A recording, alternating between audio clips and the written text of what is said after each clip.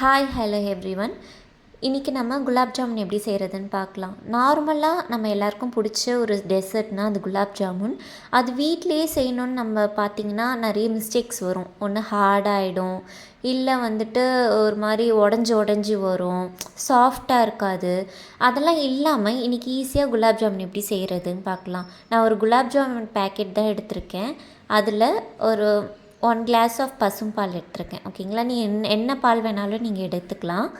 அதை போட்டு நல்லா உதிரியாக பிசையாமல் கொஞ்சம் நிறைய பால் ஊற்றி ஃபுல்லாக மொத்தமாக கொஞ்சம் பிசைஞ்சிக்கோங்க. நீங்கள் கொஞ்சம் கொஞ்சமாக விட்டு பிசைஞ்சிங்கன்னா அது ரொம்ப ஹார்டாகிடும்.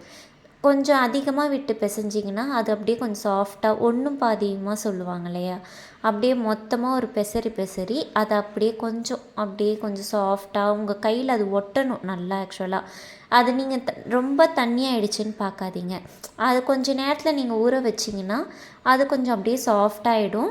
நம்ம நெய் விட்டு தான் நம்ம இன்றைக்கி கொஞ்சம் உருட்ட போகிறோம். ஸோ வந்துட்டு அது நம்ம கையிலேயே ஒட்டாது. இப்போ இந்த மாதிரி தான் இருக்கும். நீங்கள் பிசையும் போது என் கையை பார்த்திங்கன்னா உங்களுக்கே தெரியும், ஒரு மாதிரி கொஞ்சம் ஒட்டுறா மாதிரி பிசுன்னு இருக்கும்.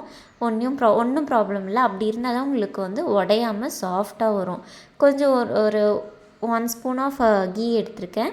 அது கொஞ்சமாக விட்டு மேலோட்டமாக பிசைஞ்சு பார்த்திங்களா எப்படி இருக்குன்னு, கொஞ்சம் அப்படியே பிசுன்னு இருக்கு இல்லையா, அப்படி பிசைஞ்சு அதை அப்படியே ஒரு 10 to 15 மினிட்ஸ் தட்டு போட்டு ஊற வச்சுருங்க. அது நல்லா செட் ஆகிட்டப்புறம் நம்ம எடுத்து உருட்டிக்கலாம். ஓகேங்களா. தென் நம்ம இது சைட் பேக்கில் நம்ம ஜீரா ரெடி பண்ணிக்கலாம்.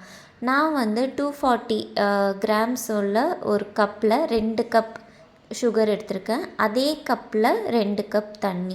நம்ம எவ்வளோ கப் சுகர் எடுக்கிறோமோ அதே கப்பில் அதே அளவு தண்ணி நீங்கள் எடுத்துக்கோங்க. நிறைய பேக்கெட்டில் என்ன போட்டிருப்பாங்கன்னா 800 கிராம்ஸ் சுகர் போட்டிருப்பாங்க. அவ்வளோ போடணுன்னு நீங்கள் அவசியம் இல்லை. அது ரொம்ப ஸ்வீட்னஸ் அதிகமாக இருக்கும், உங்களுக்கு ஜீரா அதிகமாக இருக்கும். ஸோ அது வேஸ்ட்டாக தான் போகும். நம்மளுக்கு தேவையான பேக்கெட்டுக்கு தேவையானது, இல்லைன்னா நீங்கள் 1/2 கிலோ சர்க்கரை, அரை லிட்டர் தண்ணி, இந்த கணக்கில் கூட நீங்கள் எடுத்துக்கலாம்.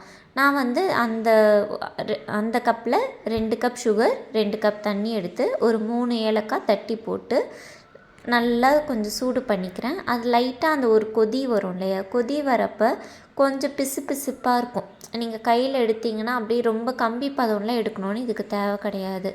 கொஞ்சம் நல்லா தண்ணி கொதித்து வர டைமில் இப்போ பார்த்திங்கன்னா நான் டச் பண்ணி காமிக்கிறேன் பாருங்கள். அது கொஞ்சம் அப்படியே கையில் ஒட்டணும். கொஞ்சம் ஆறிச்சுன்னா அப்படியே கையில் கொஞ்சம் ஸ்டிக் ஆகும். அந்த மாதிரி இருந்தாலே போதும். அது ஒரு 10 மினிட்ஸ் கூட தேவையில்ல, ஒரு 7 to 8 மினிட்ஸ் கொதித்தாலே போதும். அதாவது ஜீரா ரெடி. இப்போது நம்ம ஒரு தட்டில் கொஞ்சமாக ஒரு ஸ்பூன் நெய் எடுத்திருக்கேன். அது கையில் தடவிட்டு பால்ஸ் போட்டுக்கிறேன். பாருங்கள், நான் குட்டி பால்ஸாக தான் நான் எடுக்கிறேன். ரொம்ப பெருசாக போட்டால் எங்கள் வீட்டில் சாப்பிட மாட்டாங்க. ஸோ நான் குட்டியாக போட்டுக்கிறேன். நீங்கள் கொஞ்சம் பெருசாக போட்டிங்கன்னா போட்டுக்கலாம்.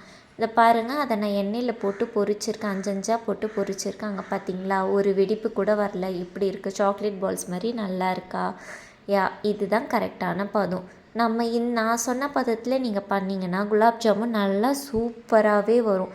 நான் அப்படியே எடுத்து பக்கத்தில் ஜீரா வச்சுருக்கேன், அந்த ஜீராவில் எடுத்து போட்டுக்கிட்டேன். ஓகேங்களா. இதே மாதிரி நான் உருட்டி வச்ச எல்லா பால்ஸுமே ஒன்றா கொஞ்சம் 4 நாளாக போட்டு, ஏன்னா நீங்கள் மொத்தமாக போட்டிங்கன்னா ஒன்றோடு ஒன்று ஒட்டிக்கும். இதை எப்படி பொரிக்கணும்னா, நீங்கள் ஒரு 4 நாளாக போடுறீங்களா, அது ஃபஸ்ட்டு எண்ணெய்க்கு கீழே போகணும் அந்த பால்ஸ். அதுவே தானாக மேலே உப்பிட்டு மேலே வரும். அதுதான் கரெக்டானது. இல்லை நீங்கள் ஹையில் வச்சு நீங்கள் பொரிச்சிங்கன்னா, இல்லை ரொம்ப மீடியமில் வச்சு பொரிச்சிங்கன்னா, அந்த பால்ஸ் நீங்கள் மீடியமில் வச்சு நல்லா பொரிச்சிங்கன்னா அது அந்த கலர் வராது. அண்ட் நீங்கள் ஹையில் வச்சு பொரிச்சிங்கன்னா அது ரொம்ப தீஞ்சு போயிடும், உள்ளே வேகாது. கொஞ்சம் மீடியமுக்கும் ஹைக்கும் கரெக்டாக இல்லை நடுவில் வச்சுக்கிட்டிங்கன்னா இந்த மாதிரி பார்த்திங்களா, அதுவே மேலே அப்படியே வரும். அதுதான் கரெக்டான ஹீட். ஆக்சுவலாக உங்களுக்கு அதுவாக கீழே ஒட்டிட்டு அதுவாக மேலே வரும். அந்த மாதிரி இருக்கணும். ஓகேங்களா. ரொம்ப ஹீட் பண்ணாதீங்க, உள்ளே வேகாது, வெளியே தீஞ்சு போயிடும். அதுக்கப்புறம் டேஸ்ட்டு நல்லா இருக்காது. நீங்கள் ஒன்ஸ் அந்த மீடியம் ஹீட்டில் வச்சிங்கன்னா அப்படியே வச்சுக்கோங்க. ஒன்றா போட்டு பாருங்கள், கீழே இருந்து மேலே அதுவாக வரணும். இல்லைன்னா உங்களுக்கு கீழே அப்படியே ஒட்டிக்கும் ஹையில் வச்சிங்கன்னா. ஸோ அந்த மாதிரி இல்லாமல் பார்த்துக்கோங்க. அண்ட் இதுக்கு ரொம்ப ஆயில் போடணுன்னா அவசியம் இல்லை. நான் ஒரு பேக்கெட்டுக்கு வந்துட்டு நான் வச்சுருக்கிறது சின்ன பாத்திரம், அதனால் உங்களுக்கு அதிகமாக இருக்க மாதிரி தெரியும். நான் அதில் 1/4 லிட்டர் எண்ணெய் ஊற்றியிருக்கேன். அந்த எண்ணெயை நீங்கள் தோசையும் சுட்டுக்கலாம், அப்பளம் சுட்டுக்கலாம். அதில் வந்து ஸ்வீட்னஸ் அந்த ஸ்மெல் வந்து இருக்காது. அந்த ஆயில் நல்லா தான் இருக்கும். நீங்கள் வடிகட்டி அதை நெக்ஸ்ட் டைமுக்கு கூட நீங்கள் யூஸ் பண்ணிக்கலாம். ஓகேயா?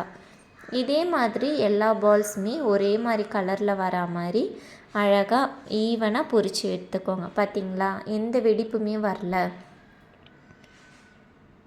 அழகாக இருக்குல்ல பார்க்க, சாக்லேட் பால்ஸ் மாதிரி. அவ்வளோதாங்க, இவ்வளோ தாங்க இந்த குலாப் ஜாமுன். இதுக்கு தான் நம்ம ரொம்ப கஷ்டப்பட்டுட்ருக்கோம். நம்ம எல்லாம் சப்பாத்தி மாவு பதத்துக்கு நல்லா அழுத்தி பிசைகிறோம். அழுத்தி பிசையக்கூடாது குலாப் ஜாமுன் மாவுக்கு. நீங்கள் ஒன்றும் பாதியமாக பிசைஞ்சால் தான் நீங்கள் உருட்டும் போது அந்த வெடிப்பு எதுவுமே வராது. நீங்கள் இல்லைன்னா அழுத்தி நீங்கள் சாஃப்டாக இது பண்ணாலும் ரொம்ப அப்படியே வெடிப்பு மாதிரி வந்துடும். பார்த்திங்களா, எல்லாமே அழகாக குண்டு குண்டு குலாப் ஜாமுன் மாதிரி சூப்பராக இருக்குது. நீங்கள் இதை அப்படியே கூட கொஞ்சம் ஆற விட்டு வீட்டில் இருக்கவங்களுக்கு சர்வ் பண்ணி கொடுக்கலாம். குழந்தைங்க ரொம்ப விருப்பமாக இதை சாப்பிடுவாங்க.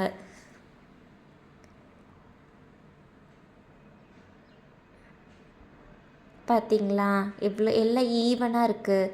இதை நான் எடுத்துகிட்டு போய் ஹஸ்பண்டுக்கு கொடுக்க போகிறேன்.